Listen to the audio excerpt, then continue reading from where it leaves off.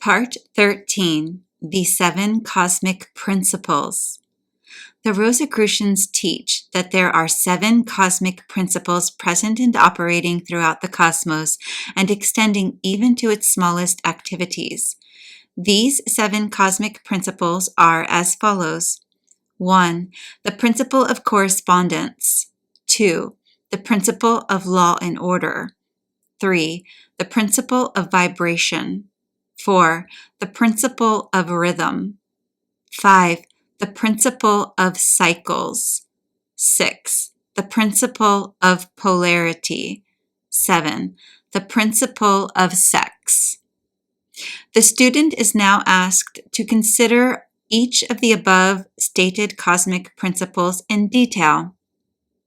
Number 1. The principle of correspondence. The principle of correspondence manifests in a certain correspondence or analogy or agreement between manifestations of the various planes of activity in the cosmos. It is indicated by the old Hermetic aphorism, as above, so below, as below, so above, and by the arcane axiom, ex uno disce omnes, and from one know all. The Rosicrucians and other ancient occultists hold that the laws governing the nature and activity of the amoeba likewise govern the nature and activity of man and beings higher than man. What is true of matter is true of energy and of mind. The occultists make a practical application of this universal principle in the direction of studying the unknown by means of the known, with the knowledge that the same laws govern each.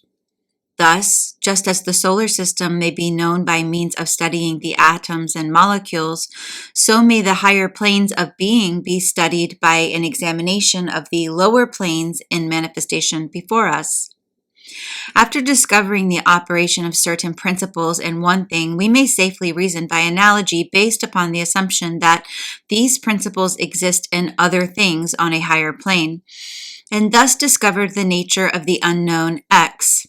Thus, the occultist reasons that there is law and order, manifest on every plane of being, that there is a principle of vibration, manifest on every plane of being, that there is a principle of rhythm, manifest on every plane of being, that there is a principle of cycles, manifest on every plane of being, and that there is a principle of polarity, manifest on every plane of being, that there is a principle of sex, manifest on every plane of being. And the further that human investigation is pushed into the unknown, the greater is the proof of the existence of these cosmic principles reasoned out by the ancient occultists upon the fundamental basis of the principle of correspondence. A writer has said of this cosmic principle, there is always a correspondence between the laws and phenomena of the various planes of life and being. The grasping of this truth gives one the means of solving many a dark paradox, many a hidden secret of nature. There are planes beyond our knowing, but when we apply the principle of correspondence to them, we are able to understand much that otherwise would be unknowable to us. This principle is of universal application and manifestation on the various planes of the material, mental, and spiritual universe. It is an universal law. The ancient Hermeticists considered this principle as one of the most important mental instruments by which man was able to pry aside the obstructions which hid from view the unknown. Its use even tore aside the veil of Isis, to the extent that a glimpse of the face of the goddess might be caught. Just as a knowledge of the principles of geometry enables a man to measure distant suns and their movements while seated in an observatory, so a knowledge of the principle of correspondence enables a man to reason intelligently from the known to the unknown. Studying the Moneron, he understands the archangel. Without going deeply into the matter of the application of this particular cosmic principle, we may say that one of the fundamental facts of being discovered by the ancient occultists by the application of the said principle is this: that in everything there is to be found, number 1, substance or body, number 2, motion or active energy, and number 3, consciousness or awareness. Therefore, when dealing with planes of being, of which at the time they had but little knowledge, the ancient occultists always assumed the existence in everything on the unknown plane of these 3 great forms of manifestation, and all future esoteric investigation and discovery tended to disclose facts corroborating and sustaining the original assumption derived by analogy, and the discoveries of modern science have invariably tended in the same direction. It may be interesting to take a hasty glance at the presence of these 3 forms of manifestation as follows. Substance. The ancient occult teaching that everything has body seems to be fully corroborated by all subsequent investigation.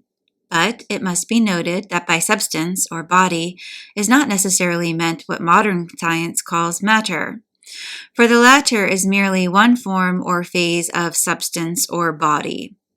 Matter, as we know it, has a great range of manifestation, within the limits of which are found the hardest granite or steel or diamond, as well as the finest and most subtle and tenuous gases. The discovery by science of what it calls radiant matter opens out a field to science previously tilled only by the occultists and metaphysicians. Such matter is really not matter at all, but supermatter, and a higher form of substance or body. But known to the occultists, there are forms of substance or body as much finer and rarer than radiant matter, as the latter is rarer and finer than the granite, steel, or diamond. Even the hypothetical ether of science is gross by comparison with some of the forms and phases of substance or body known to the occultists and alchemists.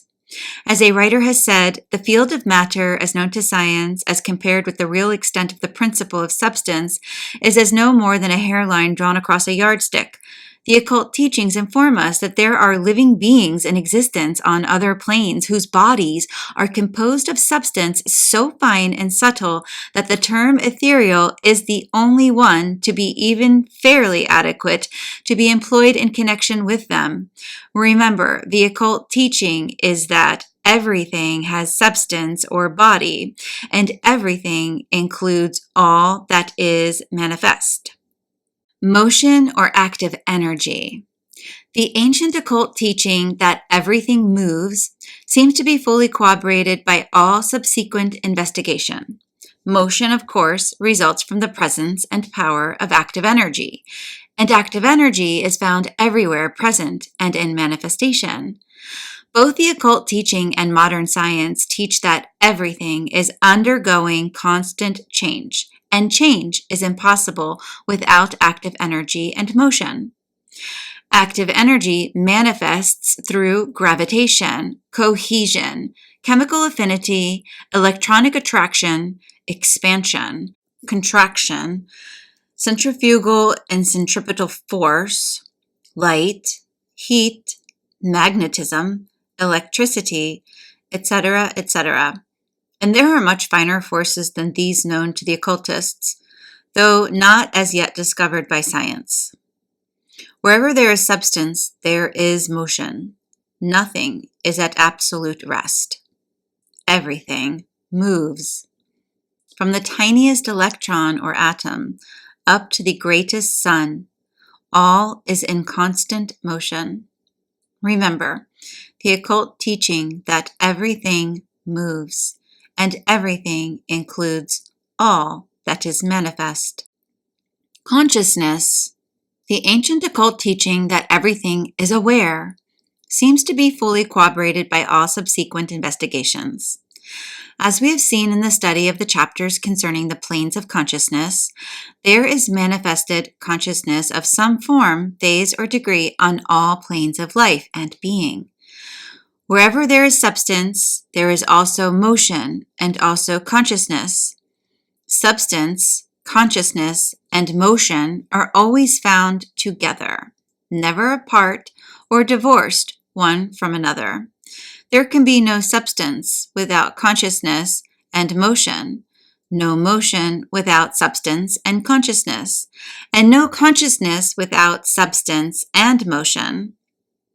In the above, we have but one of the many applications of the principle of correspondence, which teaches that as above, so below, as below, so above, and that from one know all.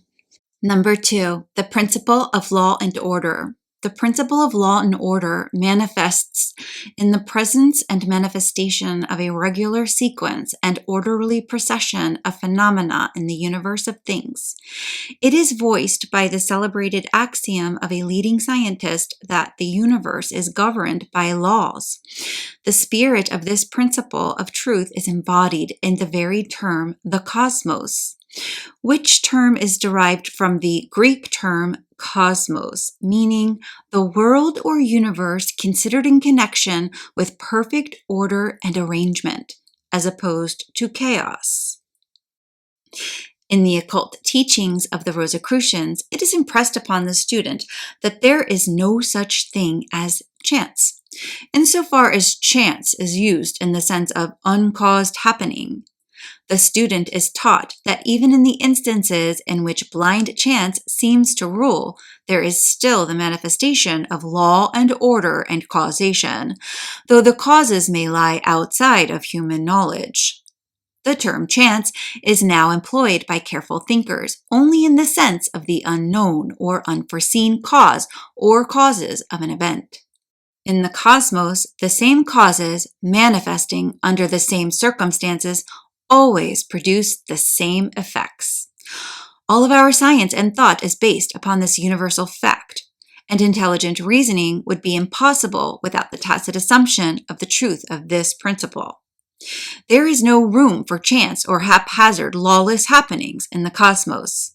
Everything, every happening and every event must have its causes and its becauses. Everything happens because of so and so.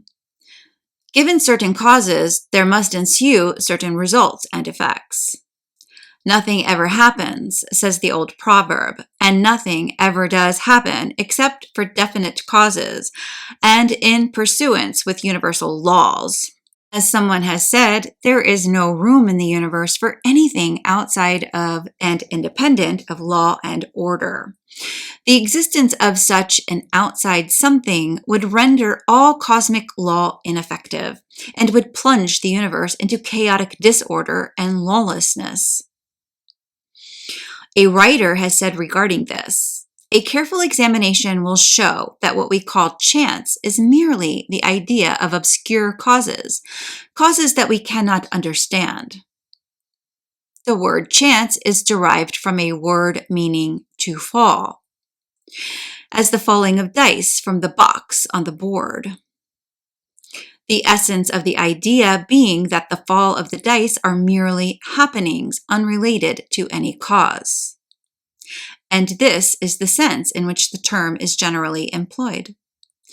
But when the matter is closely examined, it is seen that there is no chance whatsoever about the fall of the dice. Each time a die falls and displays a certain number, it obeys a law as infallible as that which governs the revolution of the planets around the sun and the movement of the sun itself. Back of the fall of the die are causes or chains of causes running back further than the mind can follow. The position of the die in the box, the amount of muscular energy expended in the throw, the condition of the table, etc., etc. All are causes, the effects of the combination of which may be seen in the fall and position of rest of the die. But back of these perceived causes, there are chains of unseen preceding causes, all of which had a bearing upon the position of the die as it comes to rest on the table.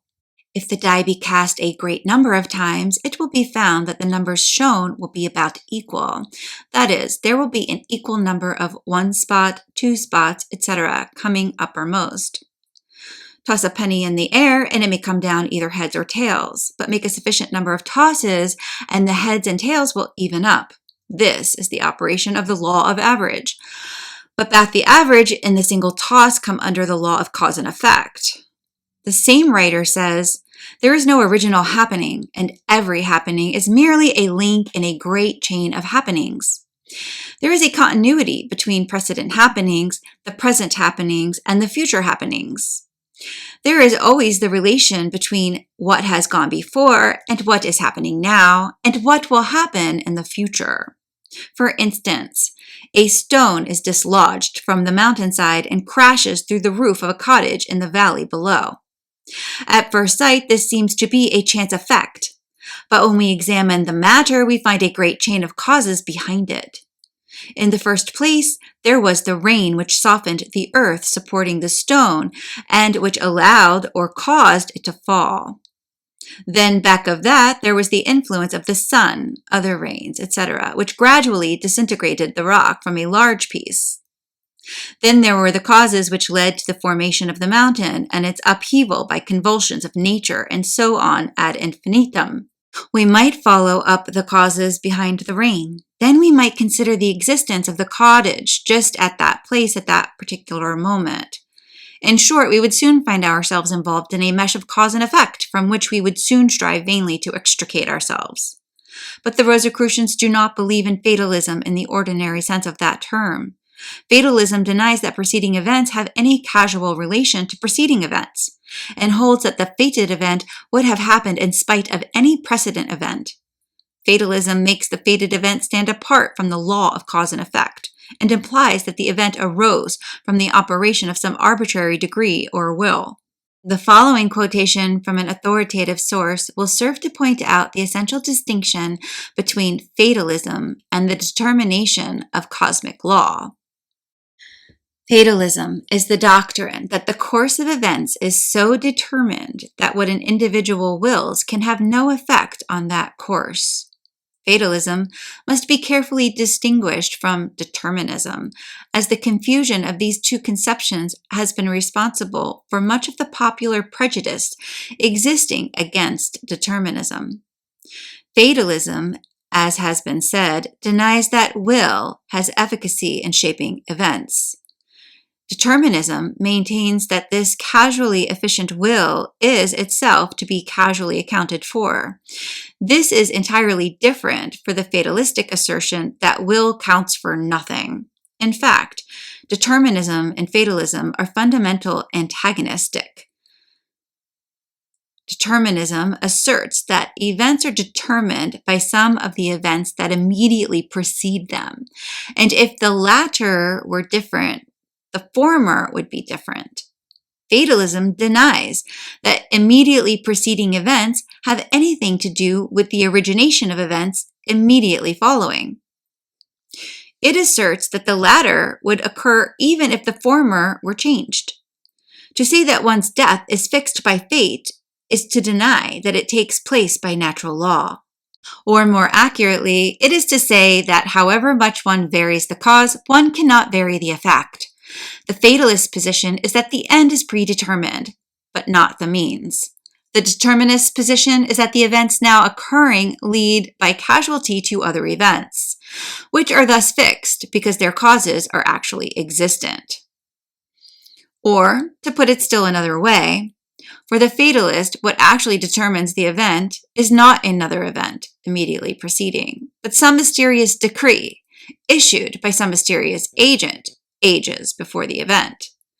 This enables us to see that fatalism gives no scope to the will, but determinism, which merely asserts that every event has its determining conditions in its immediate antecedents, includes among those antecedents the human will. Thus, determinism is consistent with a belief in the efficacy of will, and fatalism is not. In the above, we have illustrations of some of the many applications of the principle of law and order. which teaches that nothing happens by chance, but everything happening is in accordance with law, order, and causation. Number 3, the principle of vibration. The principle of vibration manifests in the manifestation of a state of vibration in everything in the manifested cosmos. It is voiced by the old occult axiom, everything vibrates. Modern science has advanced to the position of the ancient occultists, who asserted that everything in the cosmos was in a state or condition of continuous vibration. Science now tells us that not only is every particle of matter or every mass of matter in a state of continual vibration, but also that light, heat, magnetism, electricity, and every other form or natural force result from a state of vibration. The occultists go further than this and assert that even on the mental and spiritual planes, there is ever manifest a condition of vibration. In fact, the occultists teach that the distinction between the several planes of being is almost entirely due to the difference in the rate and character on the vibrations manifested. The difference between steel and gold, or diamond and clay, is entirely a matter of difference in vibrations. All forms of energy are accompanied by distinctive degrees of vibrations. The conditions of material substances are created by the respective degree of vibrations manifested by each. A writer has said, "Science offers the illustration of a rapidly moving wheel, top, or cylinder to show the effects of increasing rates of vibration. The illustration supposes a wheel, top, or revolving cylinder running at a high rate of speed. We will call this revolving thing the object in following out the illustration. Let us suppose the object to be moving slowly. It may be seen readily, but no sound of its movement reaches the ear. Then the speed is gradually increased. In a few moments, the movement becomes so rapid that a deep growl or low note may be heard. Then, as the rate of motion is increased, the note rises higher in the musical scale. Then, the motion being still further increased, the next highest note is distinguished. Then, one after another, all the notes of the musical scale appear, rising higher and higher as the motion is increased. Finally, when the motions have reached a certain rate, the final note, perceptible to human ears, is reached, and the shrill, piercing shriek dies away, and silence follows. No sound is then heard from the revolving object, for its rate of motion is so high that the human ear cannot register the vibrations. Then comes the perception of rising degrees of heat. After quite a time in which degrees of heat are being manifested without any sign of distinguishable color, though certain colors are there, but imperceptible to human vision, there gradually is manifested a dull, dark, reddish color in the revolving object. As the rate of speed increases, the red becomes brighter. Then, as the speed is still further increased, the red changes into an orange color. Then follow, successively, the shades of green, blue, indigo, and finally violet, as the rate of vibrations increase. Then the violet fades away and all color disappears, the human eye not being able to register them. But there are invisible rays emanating from the revolving object, the rays that are used in photographing and other subtle rays of light. Then begin to be manifested the peculiar rays known as the X-rays, etc., as the constitution of the object changes. Electricity and magnetism are emitted when the appropriate rate of vibration is attained. When the revolving object reaches a certain degree of rate of vibration, its molecules disintegrate and resolve themselves into the original elements or atoms. Then the atoms in turn disintegrate and are resolved into the countless corpuscles which constitute the atom. And finally, even the corpuscles disintegrate, and a condition of ethereal substance is produced. Science does not dare to follow the illustration further, but the occultists teach that if the vibrations were continuously increasing, the revolving object would mount up the successive states of manifestation and would display the various higher stages of consciousness. The occultists teach that each and every mental or emotional state has its own distinctive rate of vibration, and that the secret of emotional contagion is due to the fact that similar vibrations are set up in the emotional nature of persons subjected to the influence of strong emotion in another person. All manifestations of thought, emotion, will, desire, or feeling, or any other mental state are accompanied and caused by vibrations of a certain high rate, and that these vibrations tend to influence others in their field of induction and tend to set up in the others similar vibrations. In this fact lies the secret of mental influence, personal magnetism, etc. A knowledge and mastery of the science of mental vibrations enables the skilled Rosicrucian to change the rate of his mental vibrations at will, and to thus maintain a state of mental calm and power, unaffected by the thought vibrations of those around him. So truly does advanced modern scientific thought recognize the nature of vibrations that the axiom is announced that the difference in things consists entirely of difference in vibrations. This axiom is akin to the ancient occult aphorism that things manifest differences according to their rate of vibrations.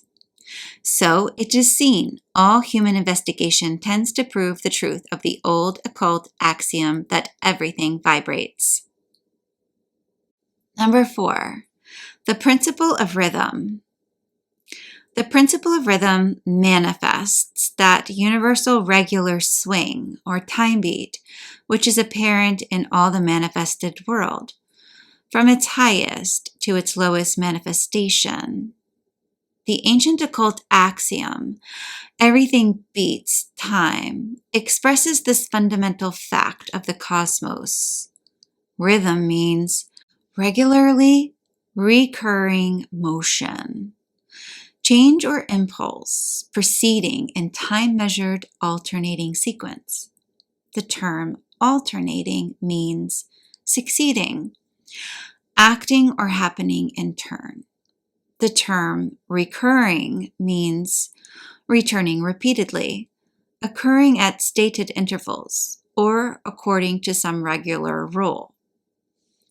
Rhythm manifests in regular recurrence, succession in turn, repeated occurrence at stated intervals, etc. The simplest and most typical example or illustration of rhythm is found in the swinging of the pendulum, the revolution of the earth on its axis and around the sun in regular measured time, the beating time of the metronome or the baton of the musical director, or the measured time in poetry or music. Rhythm means beating time in regular motion. In all rhythm, there is recurring motion, change, and activity, action or motion in opposite directions, alternations between the opposite poles of action or motion, and a regular interval of time between the alternating actions or motions. In all phenomenal change or motion, there is to be always found the existence of two opposite extremes, between which the rhythmic change or motion is manifested. Rhythmic change and motion proceed by alternating swings between these two extremes, with a regular period of time elapsing between each beat, swing, or impulse in either direction. The period of time between the two alternating impulses constitutes the rhythmic rate, degree, or beat, its rhythmic measure of periodicity. The term periodicity, so often employed in the connection with the subject of rhythm, means the state of occurring or recurring at fixed intervals of time. Every phenomenal thing manifests periodicity by reason of the presence and activity of the principle of rhythm. Every phenomenal thing has its own rhythmic beat, or measure of periodicity. All scientific investigation tends to corroborate the ancient occult axiom, everything beats time. A leading scientist has said rhythm is a necessary characteristic of all motion. Given the coexistence everywhere of antagonistic forces, a postulate which is necessitated by our experience, and rhythm is a necessary corollary. All motion alternates, be it the motion of the planets in their orbits, or ethereal corpuscles in their undulations. Be it the cadence of speech, or the rise and fall of prices, it became manifest that this perpetual reversal of motion between limits is inevitable. The atoms and their vibrations manifest rhythm. The swing of the planets and the whirling of the earth manifest rhythm. The rise and fall of the tides manifest rhythm. The swing of the pendulum is interrupted rhythm. Completed rhythm is represented only by a completed revolution or circular movement. Uninterrupted rhythm always manifests as a complete movement in an orbit. But inasmuch as the center between the two extremes is itself moving in response to a higher order of rhythm, we see at last that all completed rhythm manifests as a spiral, a circular movement which at the same time is moving forward. By the principle of rhythm, day is followed by night, and night by day. Summer and winter alternate in their appearance. Sleeping and waking alternate. Work and rest exchange places. Involution is followed by evolution, and evolution by involution. All changes proceed according to rhythmic order and sequence. The conduct of mankind is regulated by rhythm. Fashions in dress, in taste, and in feeling all come and go and come again. Everything comes back in time. Races rise and fall, and then rise again to fall. The course of empire wends its way in cyclic procession around the earth. History repeats itself. Even our emotions have their tidal movements. A writer has said of an important fact concerning rhythm and our emotional states. Nothing swings beyond the limit of its extremes. Nothing can pass beyond its rhythmic limits. Consequently, if a thing swings far in one direction, it swings back equally far in the other. Its reaction is in the measure of its action, though in an opposite direction. If its swing is great, its extremes are widely apart. If the swing is small, then the extremes are close together. The pendulum illustration may be applied to the phenomena on all planes. A short beat of the metronome allows the rod to move only a short distance each way. The long beat admits of a wide swing. And in the same way, those who suffer keenly also enjoy keenly, while those whose natures admit of but little suffering are also incapable of more than a limited capacity for enjoyment.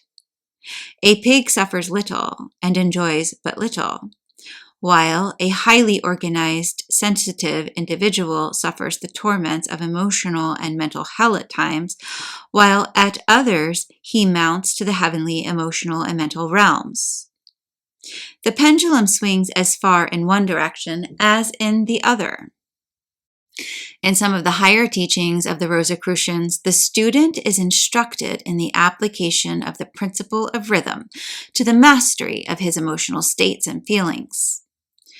The essence of this secret teaching is that the wise, perceiving the inevitable reaction following action, the ebb tide following the high tide, manage to escape the consequences of the reaction by rising to their higher realms or planes of consciousness just before the time of the backward swing of the emotional pendulum, thus allowing the reactionary movement to be manifested only on their lower planes of consciousness, while the ego dwells serenely on the upper plane. A writer speaking along the lines just mentioned has said, "The masters taught that by an understanding of the principle of rhythm, man could escape many bewildering and perplexing changes in his emotional states and feelings. They called this the process of neutralization, the operations of which consisted of raising the ego above the vibrations of the ordinary conscious plane and on to the higher. This was akin to rising above a thing and allowing the thing to pass beneath one. The occult masters and their advanced students polarized themselves at the positive pole of a particular emotional state, and by a process of refusing or denial, they managed to escape the effects of the swing of the emotional pendulum to the negative pole of that emotion. All individuals who have attained any degree of self-mastery really proceed in this same manner, though usually unconsciously and without a true understanding of the law they are operating. By refusing to allow their negative mental and emotional states to manifest in them, they really neutralize them and cause them to pass under them on a lower plane of consciousness. The advanced occultist, however, proceeds consciously and deliberately to this end and acquire a degree of balance, poise, and power almost incredible. The further the student penetrates in his investigations along the lines of the physical, the mental, or the spiritual, the more he will become convinced of the truth of the ancient occult axiom, everything beats time. Number 5, the principles of cycles. The principle of cycles manifests that universal circular direction of process or progress, which is apparent in all the manifested world, from its highest to its lowest manifestation. The spirit of this principle was expressed in the ancient occult axiom, everything proceeds in circles. It is apparent to all careful thinkers and investigators that all progress or procession of things or events follows the path of the circle. All things, physical, mental, and spiritual, manifest the cyclical or circular trend.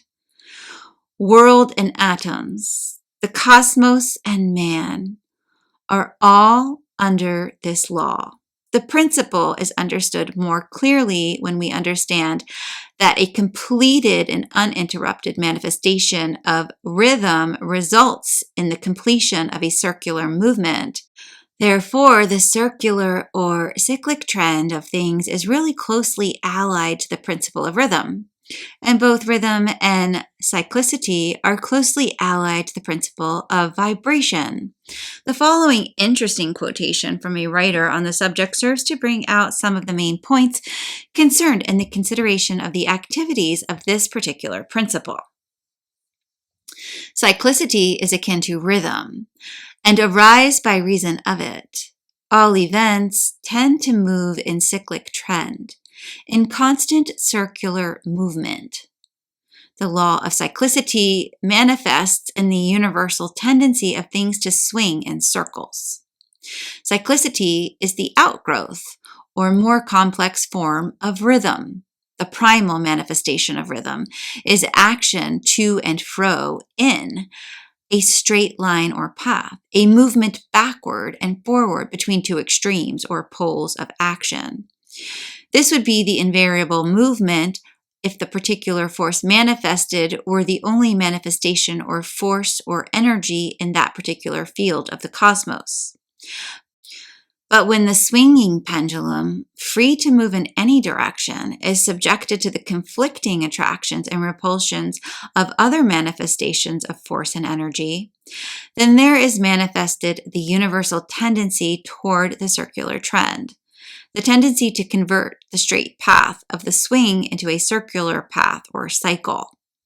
The action and reaction, the attraction and repulsion, arising from the conflict between the force of the rhythmic swing in a straight line, on the other hand, and the attractive and repellent forces from without, on the other hand, tend to swing the moving thing in a perfect circle around a central point, axis, or pivotal center. And these conflicting forces are in operation through the cosmos. And the manifestation of cyclicity may be noticed on all planes. There is ever the evidence of the cyclic trend of things and events, the tendency to move in circles. The electrons in the atoms move in circles, just as do the planets around the sun, and just as does the sun move around some other center in space. The highest occult teachings, as well as the highest speculations of science, inform us that there is always a movement in circles around some given point, and the movement of the said point, or center of motion, around some other center, and so on to infinity.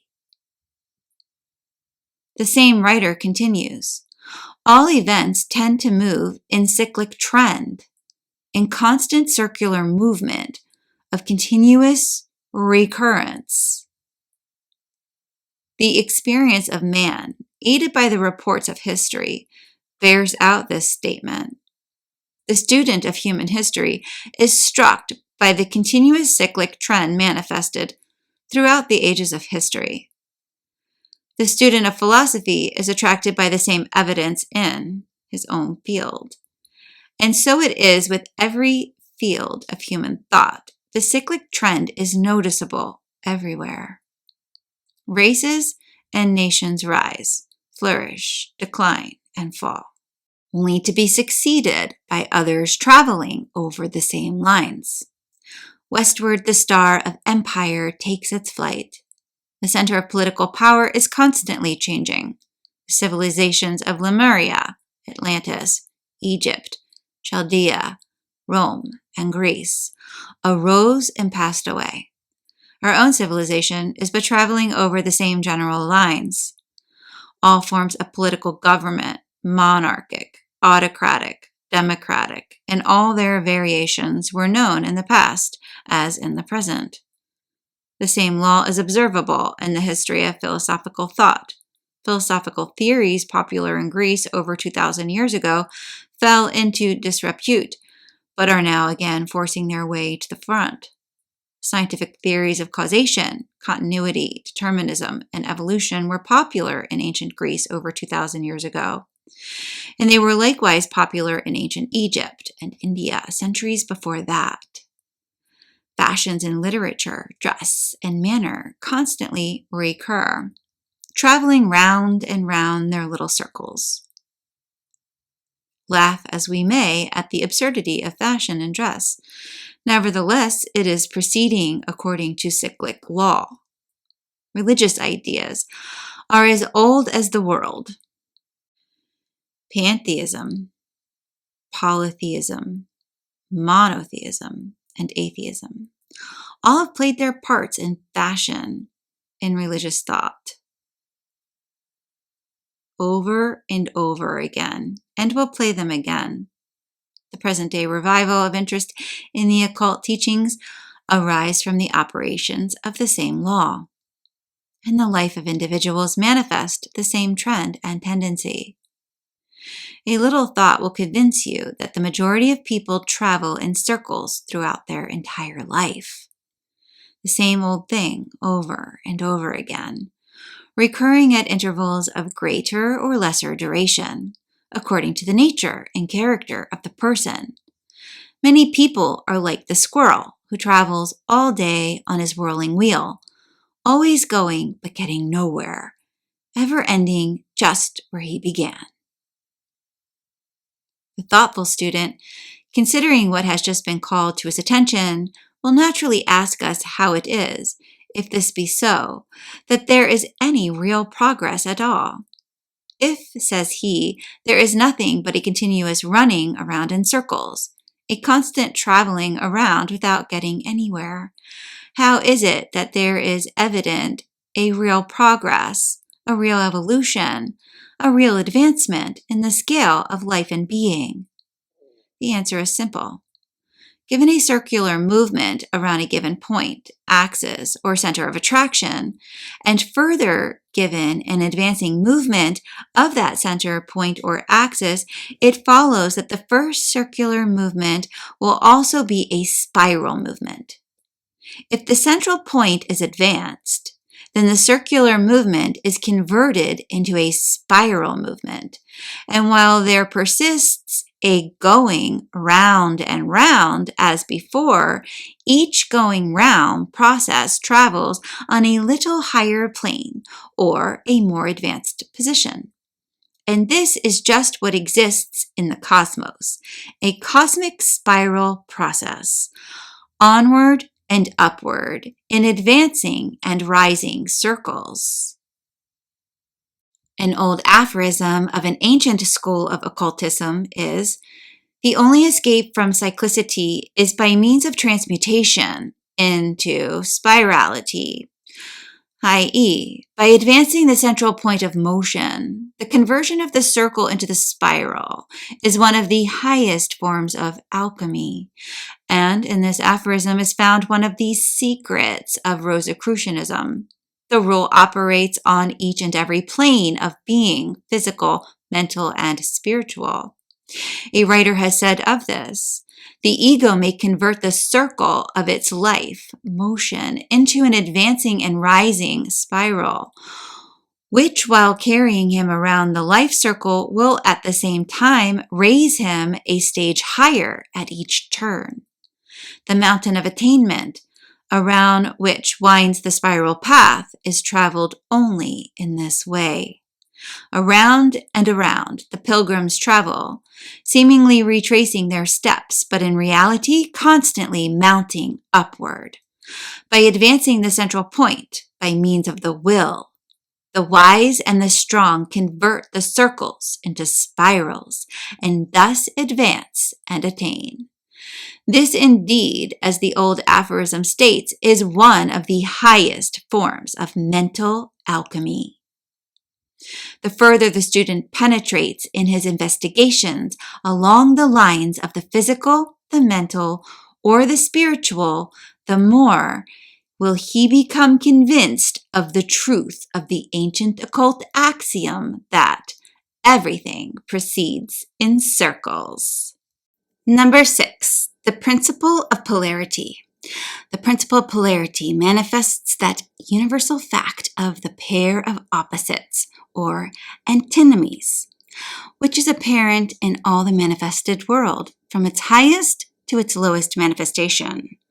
The spirit of this principle was expressed in the ancient occult axiom, "Everything has its opposite, which is the other pole of its manifestation." The principle of polarity may be stated as follows.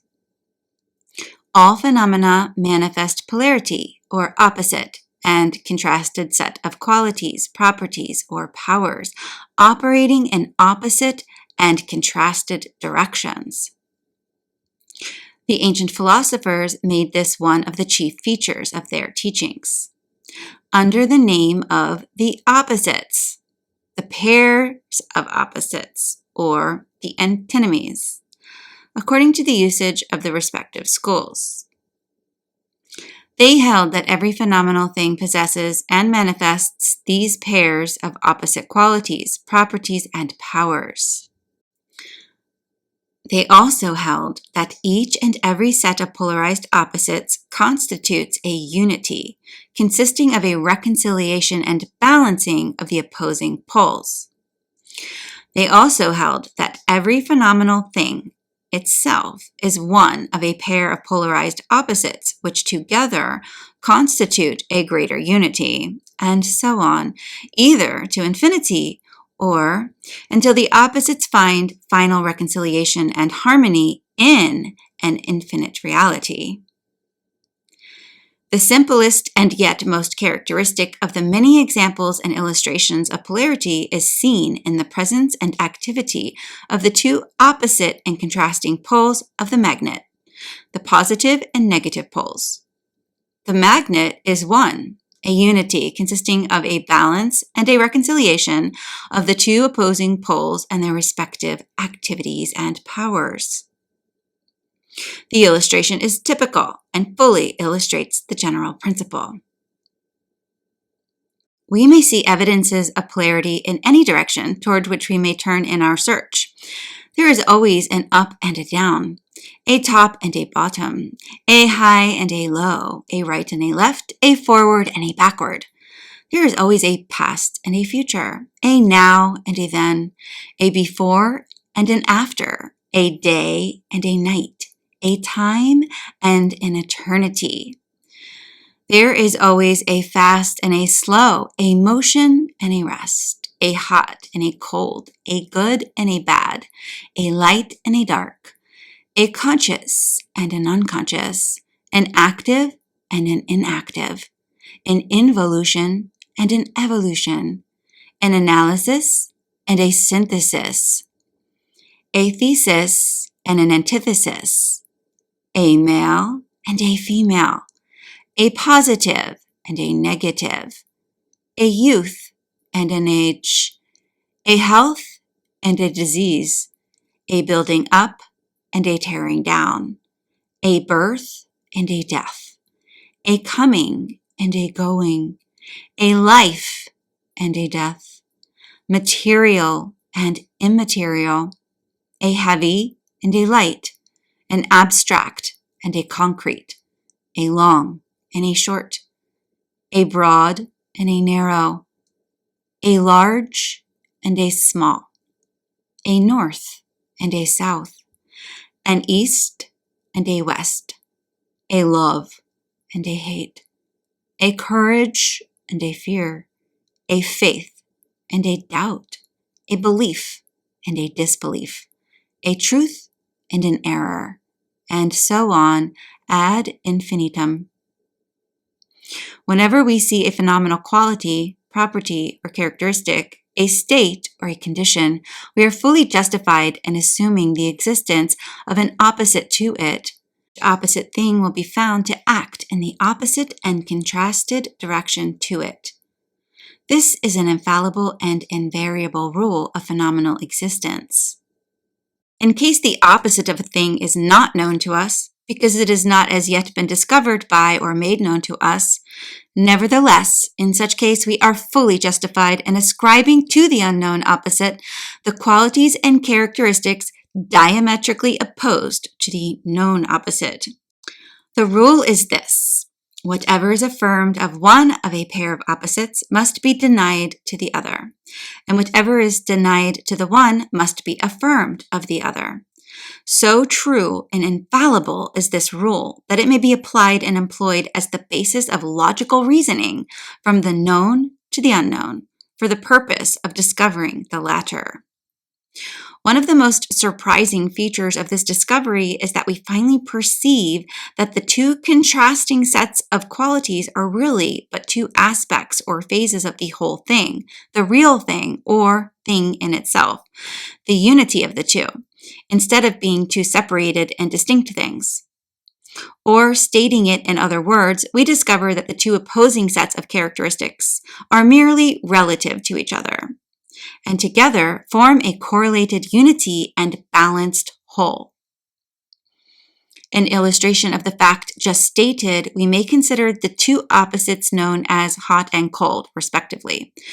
Surely there can be no two qualities apparently more distinct and separate from each other, more diametrically different from each other. But careful examination shows us that the two contrasting things are really but degrees, conditions, and states of the same thing. There is no such thing as an absolute hot or an absolute cold.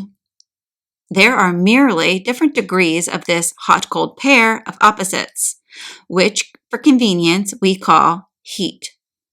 We cannot point out a place on the thermometer where heat ceases and cold begins, or vice versa. The two states or conditions blend into each other, and any statement regarding them is found to be merely comparative. If we place one hand in a bowl of very hot water and the other in a bowl of ice cold water, and then suddenly withdraw both hands and plunge them into a bowl of lukewarm water, what happens simply this: that we find that the hot water hand feels a sensation of coolness, while the cold water hand feels a sensation of heat, each experience resulting from the comparison with the previous experience. We may consider the emotional states of love and hate as another illustration of the same principle. Surely these two emotions seem irreconcilable and impossible to harmonize. But let us see. At the one end of the emotional scale of love-hate, we find intense love. Then, descending on the scale, we find varying and gradually lessening degrees of love. Then we find the balanced point of indifference, which seems to be neither love nor hate, but which in reality is the subtle balancing of the two emotions. Then, descending the scale, we find a faint degree of aversion or dislike. Then a series of gradually increasing degrees of dislike, until finally really hate is met with, and so on until we reach the degree of intense and extreme hate. Yet all are seen to be but degrees on the same emotional scale of love-hate. Sometimes there is a rapid change and shift on the scale of the opposites. Love is quickly transmuted to hate. The best friends and most ardent lovers become the bitterest enemies. And on the other hand, persons who originally detest each other frequently become ardent lovers after a time, and old enemies, when reconciled, frequently become the closest friends. The swing is often as far in one direction as was its former swing in the opposite direction. Up changes to down as the earth revolves, and hot becomes cold when the vibrations are changed. This also applies to hard and soft, tenuous and solid, etc. The conditions depending entirely upon the rate of vibrations and relative positions of the particles of matter of which the things are composed. Moreover, constant emphasis or activity on one opposite frequently leads to a manifestation of the other opposite.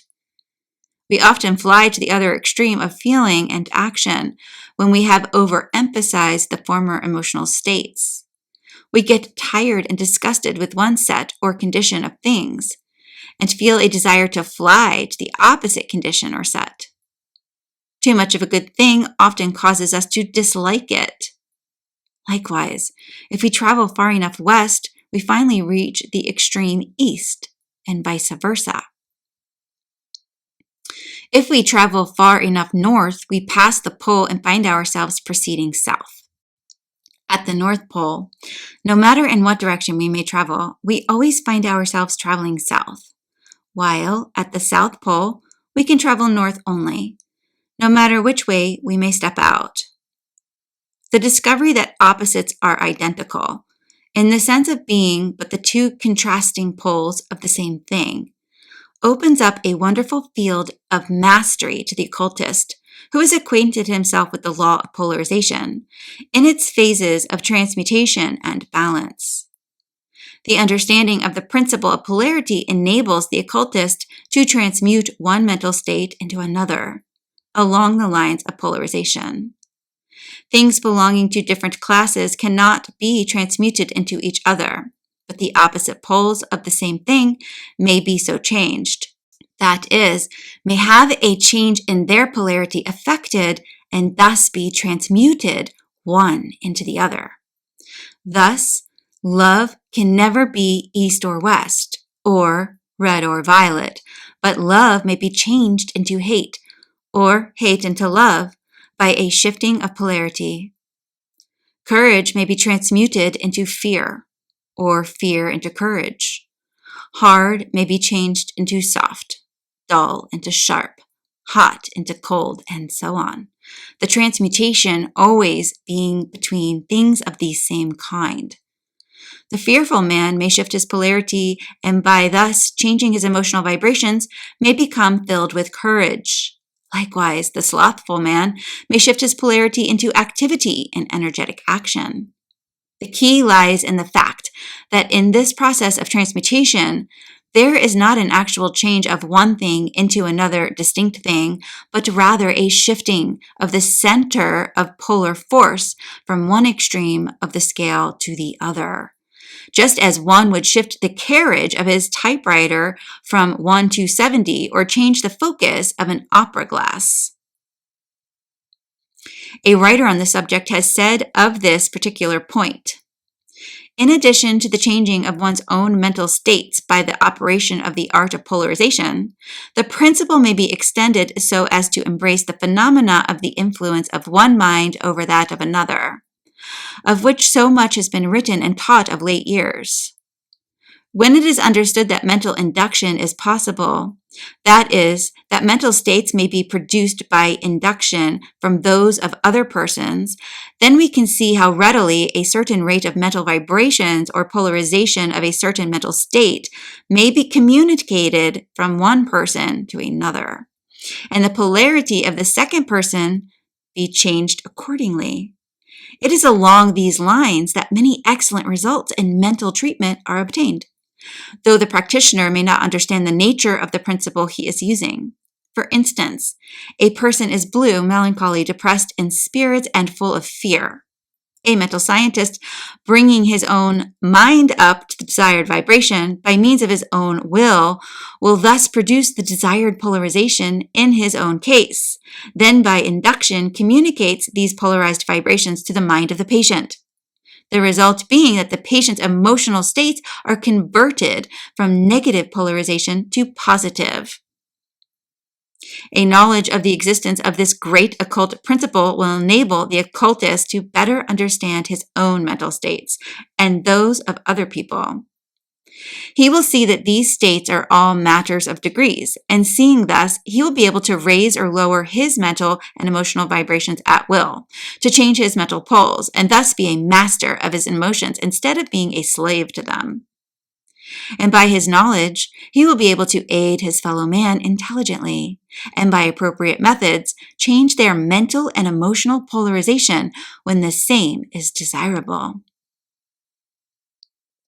In concluding our consideration of the principle of polarity, we ask the student to study carefully the following words written by one who has a knowledge of the great subject of balance, the art of which consists in finding the center between the two extremes, and thus maintaining a poise and balance which is undisturbed by any mental or emotional storm. The writer says, poise is power. Poise results from balance. Balance is secured by adjusting and maintaining the center between the poles of the pairs of opposites. By balanced poise, the master neutralizes polarity and rhythm by resolving them into unity. In the heart of the storm is peace. In the center of life, there is poise and power. Seek it ever, O neophyte, for in it thou shalt find thyself. The foregoing sentences compose the substance of an ancient arcane aphorism, in which is contained the seed thought generated in the centuries of thought and experience of the arcane teachers. Do not pass it by because of its simplicity. Poised balance is the aim and goal of the arcane initiates. It is the secret of mastery. There is always a center of everything, but the center exists only because of the existence of the circumference.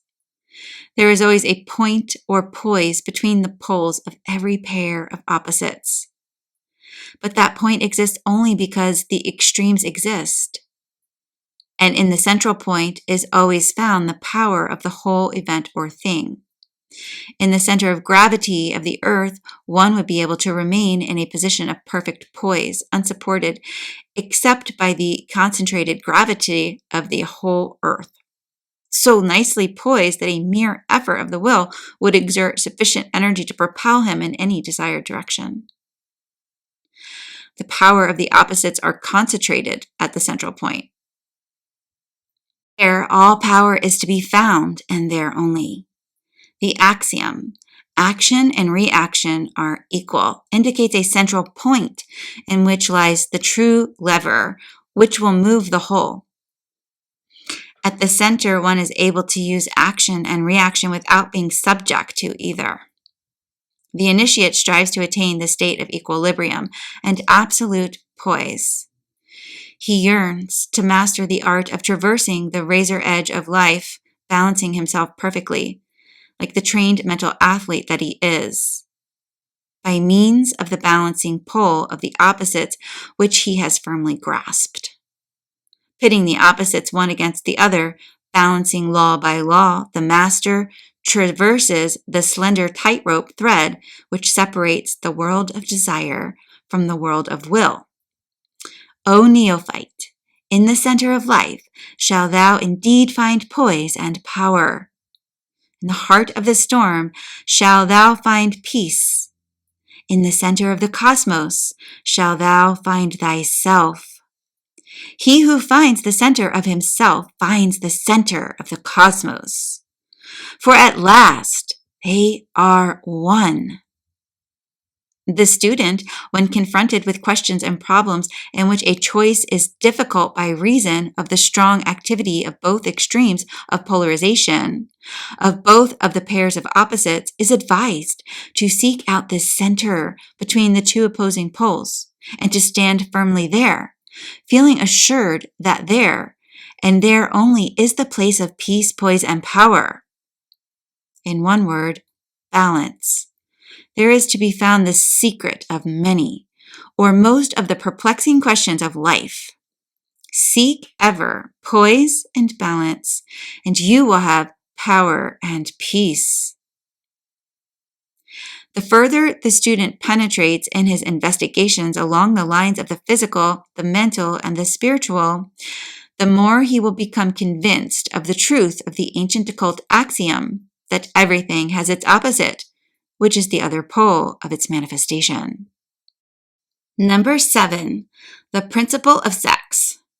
The principle of sex manifests in the universal presence of sex distinction and activity, which is apparent in all the manifested world, from its highest to its lowest manifestations. The spirit of this principle was expressed in the ancient occult axiom: sex is omnipresent and all-pervasive in the universe. All creation is generation, and all generation proceeds from sex. All deep students of occultism and many students of modern science perceive the truth of the Rosicrucian ancient doctrine that sex is all-pervasive, all-present, and is the cause of all creation. For creation always results from generation, and generation proceeds from sex activity. There is sex manifested in everything. The masculine and feminine principles are ever at work in the universe. This not only on the physical plane of being, but also on the mental and spiritual planes of being. On the physical plane, sex manifests physical generation. On the mental plane, it manifests mental generation. And on the spiritual plane, it manifests spiritual generation.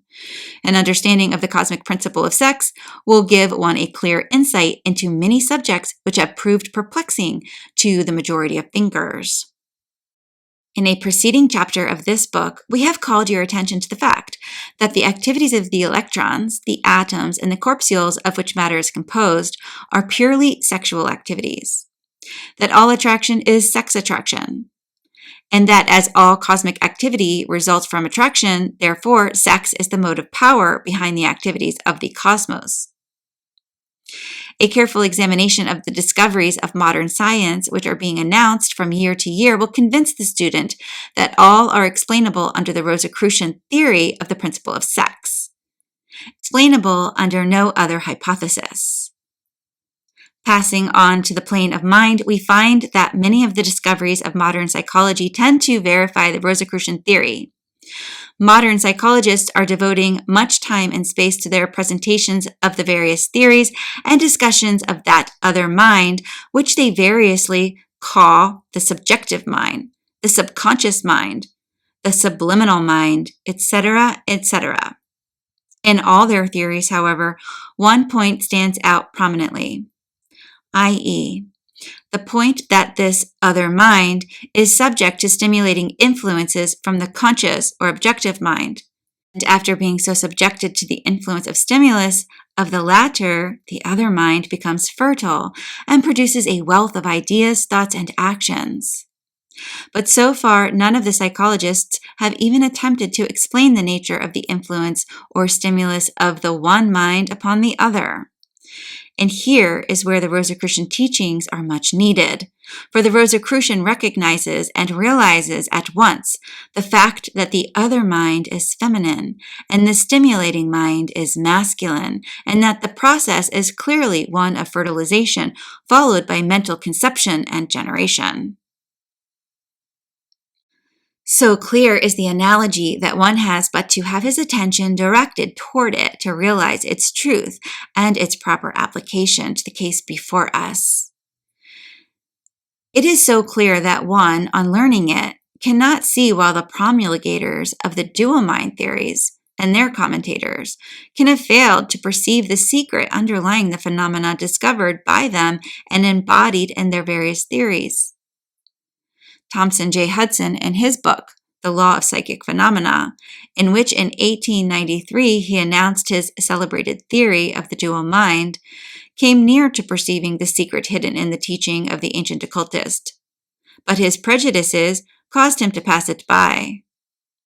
In his statement at the beginning of his second chapter of said book, he says, "The mystical jargon of the Hermetic philosophers discloses the same general idea, i.e., the general idea of the duality of mind, but he failed to follow up the promising lead, and thus lost the opportunity to complete his discovery, or rediscovery, for the duality of the mind's activities has been known to occultists for ages. The other mind of the human individual may be regarded as a mental womb, in fact the ancients so styled it, in which it generated a wealth of mental offspring. It is a mind of latent possibilities of generation, the generation of mental progeny of all sorts and kinds. Its powers of mental generative energy are enormous, but it does not generate except under the stimulus of the conscious mind of its owner or some other individual. The phenomena of suggestion and hypnotism are explainable under the Rosicrucian theory of mental sex. A writer on this subject has said, "Suggestion and hypnotism operate in the same way, viz. By the masculine principle projecting its vibrations towards the feminine principle in the mind of the other person, the latter taking the seed thought and allowing it to develop into maturity when it is born on the plane of consciousness. The masculine principle in the mind of the person giving the suggestion directs a vibratory current toward the feminine principle in the mind of the person who is the object of the suggestions, and the latter accepts it according to natural laws, unless the will interposes an objection. The seed thought thus lodged in the mind of the other person grows and develops, and in time is regarded as the rightful mental offspring of the person, whereas it is really like the cuckoo's egg placed in the nest of the sparrow. And like the offspring of the cuckoo, it destroys the rightful offspring of the owner of the nest. The proper method is for the masculine and feminine principles in the mind of the person to coordinate and to act harmoniously in conjunction with each other. But unfortunately, the masculine principle in the mind of the average person is too lazy to act, the activities of the will too slight. The consequence being that such persons are ruled almost entirely by the minds and wills of other persons, whom they allow to do their thinking and willing for them. The majority of persons are but mere shadows and echoes of other persons having stronger wills and minds than themselves. The stronger men and women of the world invariably manifest the masculine principle of will, and their strength depends materially upon this fact. Instead of living by the impressions made upon their minds by others, they dominate their own minds by means of their own will, obtaining the kind of thoughts desired, and moreover, they dominate the minds of others likewise in the same manner. Look at the strong people, see how they manage to implant their seed thoughts into the minds of the masses of the people, thus causing the latter to think thoughts in accordance with the desires and wills of the strong individuals. This is why the masses of the people are such sheep-like creatures, never originating an idea of their own, nor using their own powers of mental activity. The manifestation of mental sex may be noticed all around us in our daily life. The magnetic persons are those who are able to use the masculine mental principle in the direction of impressing their ideas upon others. The actor who makes people weep or cry as he wills is employing this principle, more or less unconsciously. So is the successful orator, statesman, preacher, writer, or other person who is before the public. The peculiar influence exerted by the M persons over others is explainable in this way. The operation of mental sex activity in the form of vibratory mental currents. Here we may find the secret of personal magnetism, personal influence, fascination, etc. The principle of sex manifests and operates also on the spiritual plane of being, according to its characteristic principles, and its results are spiritual generation and regeneration. We regret that we are not permitted to go deeply into this phase of the subject of this book, but a detailed consideration of the opposite of sex on this high plane would be contrary to the interest of the best in occultism, and would invite a misuse of power on the part of unprincipled persons who fail to understand the evil consequences to themselves coming as a reaction following actions of this kind. The true student, however, by using his power of reasoning, by analogy, doubtless will be able to work out some of the problems concerned with the phase of the question thus mentioned. Such will find the secret in the old axiom, as above, so below. As below, so above. The further the student penetrates in his investigations along the lines of the physical, the mental, and the spiritual, the more he will become convinced of the truth of the ancient occult axiom that sex is omnipresent and all-pervasive in the universe. All creation is generation, and all generation proceeds from sex. Finis.